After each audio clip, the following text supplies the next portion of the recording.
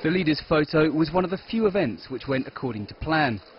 The region's most controversial leaders were absent, but that did little to subdue tensions among the 30-plus assembled heads of state. Venezuela's deepening plight was high on the agenda. US Vice President Mike Pence had some tough words for the Maduro government. The United States believes now is the time to do more, much more. Every free nation gathered here must take stronger action to isolate the Maduro regime. We must all stand with our brothers and sisters suffering in Venezuela. Pence pledged $16 million in humanitarian aid to help refugees who have fled the crisis in Venezuela. But Cuba's Foreign Minister Bruno Rodriguez, who replaced Raul Castro at the summit, said the US didn't have the moral high ground. Host country Peru barred Venezuela's president from attending. Lamentamos profundamente. We regret that our brother Nicolas Maduro is not seated with us because of the pressure from the United States.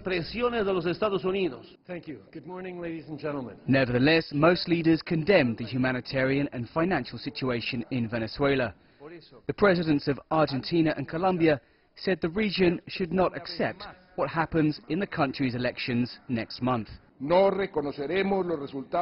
will not recognize the result of elections, which are designed to disguise a dictatorship.